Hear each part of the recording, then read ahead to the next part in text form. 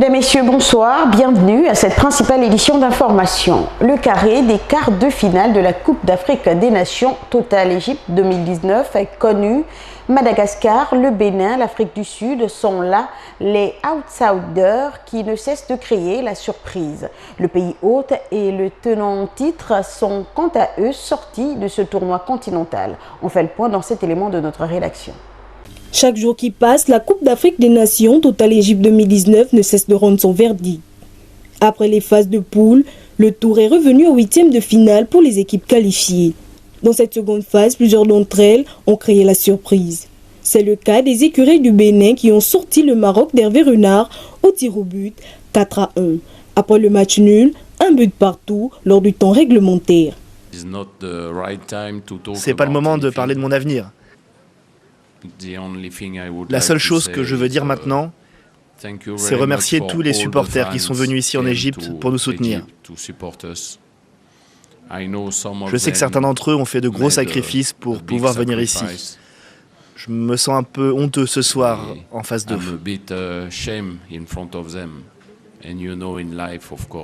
Vous savez, dans la vie, bien sûr, vous rencontrez toujours des gens qui ne pensent pas comme vous. Mais c'est ça aussi la vie. Il faut juste regarder de l'avant et se souvenir des belles choses. Regarder de l'avant, c'est ce qu'a fait le Sénégal de Sadio Mané, qui a battu l'Ouganda grâce à la pépite de Liverpool qui a inscrit l'unique but de cette partie, bien qu'avant raté un pénalty au cours du jeu. Pour ce qui concerne les tenants du titre, les Lions indomptables du Cameroun ont été secoués par les Super Eagles du Nigeria au cours d'un match fou où les deux équipes ont fait valoir leur jeu. Les Super Eagles ont coiffé sur poteau les Camerounais en inscrivant 2 buts en 5 minutes. 3-2 en faveur du Nigeria, c'est le score qui a sanctionné cette rencontre. Quant au pays hôte, l'Égypte, il a été surpris par les Sud-Africains qui ont été réalistes à la 85e minute suite au but de Lorch mené grâce à une contre-attaque animée par Motiba. L'Afrique du Sud a fait taire par ce but tout un stade en éliminant les pharaons d'Égypte. S'agissant de Madagascar, l'une des équipes qui continue de créer la surprise, elle était en opposition face aux léopards du Congo de Bakambu. Après le match nul, 2 buts partout à l'issue des 90 minutes. Dans la séance fatidique des tirs au but, premier tir congolais raté, les Zébus ne vont pas manquer de saisir leur chance en inscrivant 4 pénaltys à 2. Première qualification en CAN et premier quart de finale pour Madagascar. Par contre, dans le match qui opposait l'Algérie à la Guinée de Nabil Keïta, cette rencontre a tenu toutes ses promesses puisque l'Algérie va inscrire 3 buts. La Guinée est donc éliminée des huitièmes de finale. Dans les dernières rencontres de cette seconde phase, le Mali rencontrait la Côte d'Ivoire. Bien qu'entreprenaient, les Maliens n'ont pas pu concrétiser les occasions qui leur ont été offertes. Les pachydermes de Côte d'Ivoire, quant à eux, plus réalistes, vont punir les Maliens grâce à Wilfried Zaha, qui va se défaire du gardien en inscrivant le seul but de cette partie. La Côte d'Ivoire sera bel et bien en quart après cette victoire de 1-0. Le Ghana était dans le dernier match des huitièmes en lutte avec la Tunisie. Et comme si cela ne suffisait pas, la séance des tirs au but a dû départager les deux équipes. Les Black Stars, qui ont toujours eu le dessus sur les Tunisiens en cette confrontation, ont été châtiés 5-4 par les Tunisiens après le manqué d'Okumba. Le tableau définitif des quarts de finale est donc connu. Le Bénin sera confronté au Sénégal, le Nigeria à l'Afrique du Sud et enfin la Côte d'Ivoire croisera la route des Algériens. Madagascar, l'équipe qui ne cesse de créer la surprise depuis le début de cette compétition, va batailler face à la Tunisie. 2 semaines, c'est la durée de la grève reconduite par le SNEC, Syndicat national des enseignants-chercheurs, qui a fixé une rencontre importante avec ses membres pour le mercredi 10 juillet 2019. Écoutons à ce propos le porte-parole de ce syndicat au micro de Tanguy Owana. Le SNEC a reconduit la grève pour 2 semaines. Et avec possibilité d'une assemblée extraordinaire afin d'apprécier les avancées relatives à la rencontre de mercredi. Les points à l'ordre du jour, information. Et la principale information était relative à la rencontre du ministre M. Moukani en date de vendredi dernier. Nous avons eu un autre point relatif aux suites à donner à la grève et un point de vue. C'était l'annonce d'une rencontre multipartite mercredi, intégrant le Premier ministre, la tutelle et les ministères techniques. notamment le budget, la fonction publique. D'accord, ce n'est qu'en grève depuis plus de mois. Est-ce qu'il y a des avancées justement dans vos négociations? Si avancée il y a, le point sera fait au sortir de la rencontre de mercredi. D'accord. Puisque jusqu'ici, nous n'avons pas d'éléments probants à présenter aux membres de l'Israël. Nous en attente des conclusions de cette rencontre de mercredi. Les travaux de réparation de l'usine de production d'eau potable d'Untum, causés par un incident technique survenu sur les ouvrages de la SEEG, ont entraîné une pénurie dans la capitale administrative et ses environs. Une fuite qui a mené la SEG à arrêter sa production. La pénurie d'eau observée à Libreville et ses environs depuis le week-end dernier est liée à un incident technique survenu sur les ouvrages de production d'eau potable de la Société d'énergie et d'eau du Gabon située à Ntoum. Cet incident est matérialisé par une importante fuite souterraine sur les conduites de transport qui assurent la fourniture des 2/3 du volume d'eau global mis à la disposition du réseau. Les équipes techniques de la SEG, avec le support d'une entreprise partenaire, sont mobilisées de jour comme de nuit depuis le samedi pour un retour à la normale dans les délais. Alors, on est sur le lieu où s'est déclaré une fuite depuis vendredi. Une fuite importante sur la conduite de transfert de l'eau potable vers Libreville. Et vous voyez bien derrière l'emplacement. Et cette fuite importante nous a amené à arrêter complètement la production parce qu'on ne veut pas mettre en péril les autres ouvrages qui sont autour de la conduite, la sortie de la conduite principale. C'est un travail très délicat et qui, depuis plusieurs heures, nous sommes sur les lieux et nous comptons faire le maximum pour pouvoir rétablir la production eau.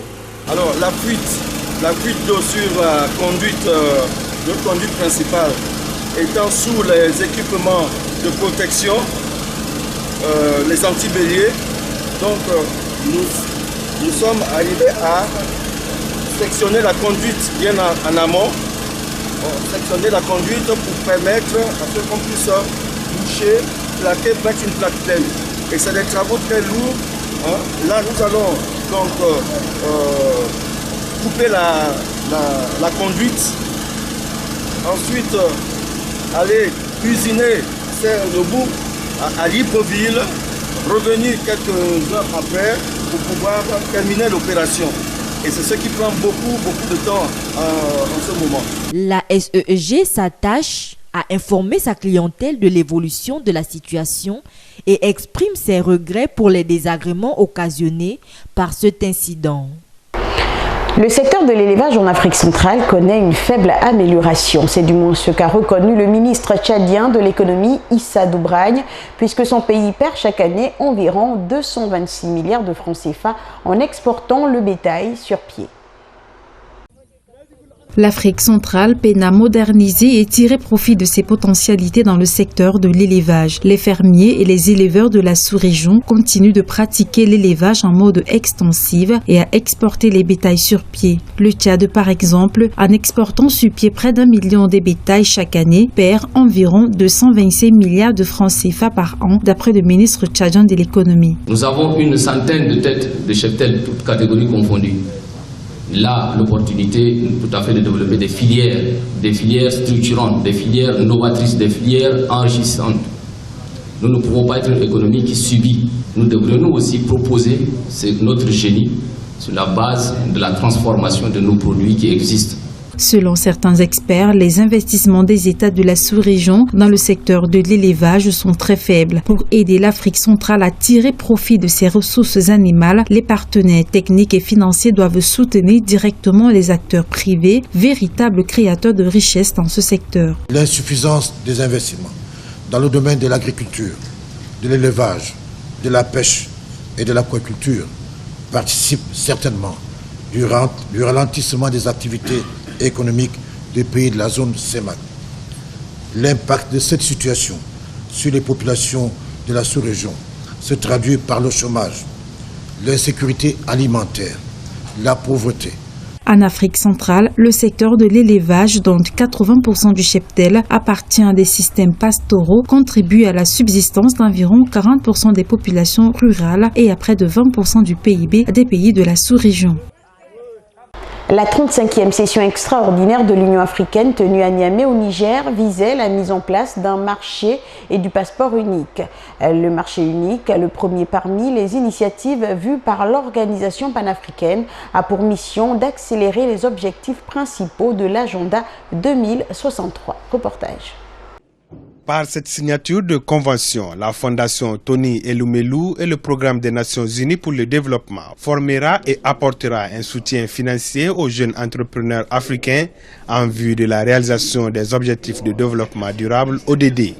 Ce programme d'entrepreneuriat des jeunes, Sahel TEF-PNUD, a été lancé en marge du Forum des affaires de la zone de libre-échange continentale africaine, une initiative en faveur de 100 000 jeunes entrepreneurs de la région du Sahel. L'objectif est de les aider à devenir entrepreneurs, leur donner une opportunité économique, les aider à devenir des entrepreneurs talentueux pour qu'à l'avenir, ils nous aident à atteindre ce but de cette zone de libre-échange. Lancé en 2015, le programme est né de l'engagement de la Fondation à investir au cours d'une décennie 100 millions de dollars pour identifier, former, encadrer et financer 100 000 entrepreneurs africains dans le cadre du programme Tony Elumelu Entrepreneurship. Il en va de l'autonomisation économique de nos citoyens. Il faut donner de l'espoir économique à nos jeunes Africains.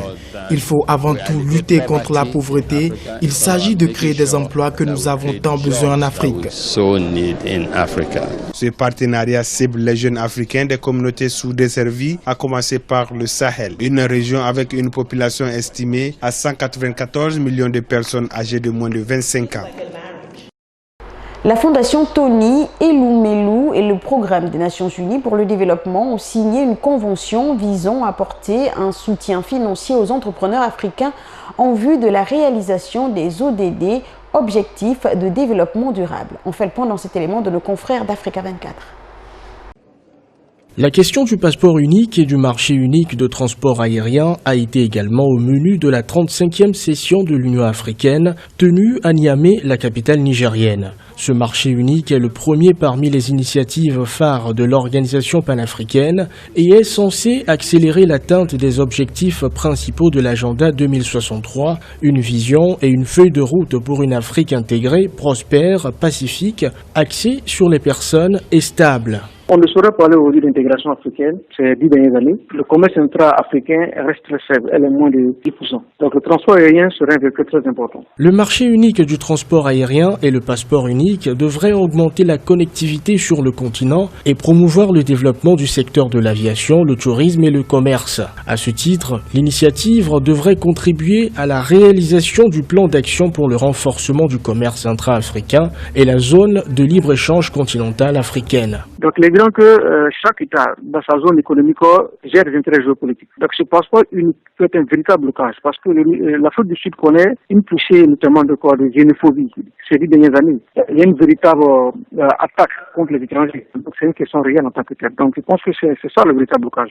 Pour rappel, c'est depuis 1999 que la déclaration de Yamoussoukro a été adoptée pour permettre une libéralisation complète de l'accès au marché du transport aérien entre les États africains, mais sa mise en œuvre a toujours connu des difficultés. Les compagnies aériennes africaines ont moins de 3% du trafic aérien mondial, bien que le continent représente plus de 17% de la population mondiale. C'est sur ce que s'achève cette édition d'information. Poursuivez notre actualité sur notre page YouTube Top Benja Gabon officiel. Excellente soirée à tous.